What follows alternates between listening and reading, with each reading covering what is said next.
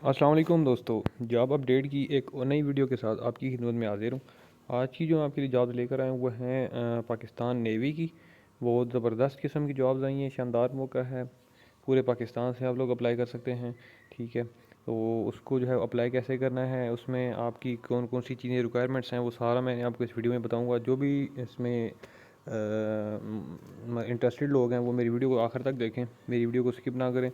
तो वीडियो की तरफ जाने से पहले एक छोटी सी रिक्वेस्ट करूँगा कि जो भी चैनल मेरे पर नए आए हैं वो मेरी चैनल को सब्सक्राइब कर दें, बेल आइकन लाजमी प्रेस कर दें ताकि मेरी आने वाली जॉब की वीडियो का नोटिफिकेशन आपको आसानी से मिलता रहे। तो जनाब चलते हैं अपनी वीडियो की जानिब। सबसे पहले मैं आपको वेबसाइट पर ही लेके जाता हूँ, बल्कि मैं आपको पहले ऐड दिखा देता हूँ।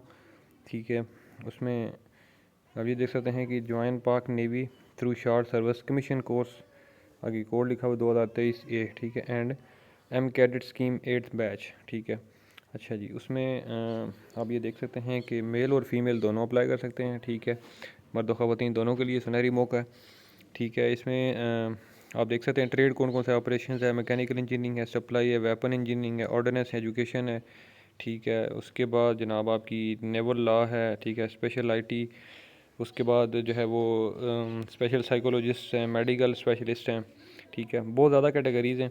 ठीक है, इसमें जो एज की लिमिट है वो भी आपको मैं बताता हूँ। लास्ट डेट जो है वो 27 नवंबर है। ठीक है, 27 नवंबर जो है वो सॉरी 27 नवंबर कह रहा हूँ, 27 नवंबर से स्टार्ट है और 11 दिसंबर 2022 इसकी लास्ट डेट है।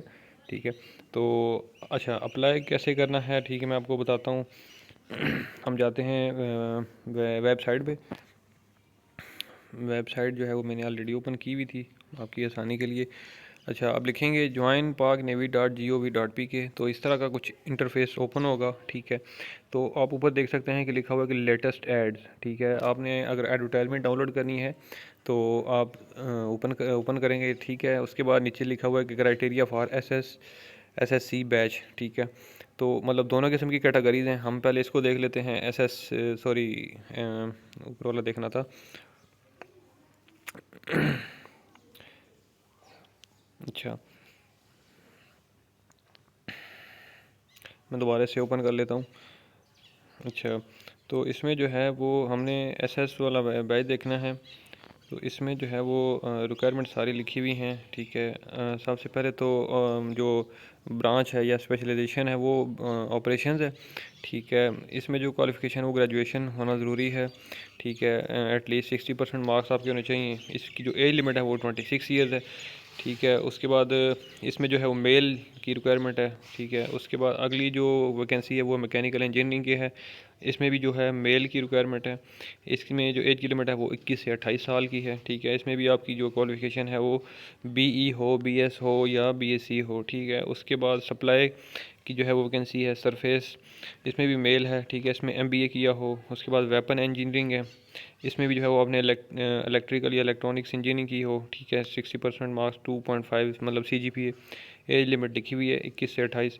ठीक है, तो खैर ये तो वो चीज़ें हैं कि जो मैं आपको बता रहा हूँ, ये आप खुद भी पढ़ सकते हैं। ठीक है, तो असल मेरा मेन मकसद ये था कि अब आप पूछेंगे कि अप्लाई इसको कहाँ से करना है। ठीक है, अब ये देख सकते हैं कितने ज़्यादा डिपार्टमेंट्स की वैकेंसी हैं। ठीक है, ये आप देख सकते हैं।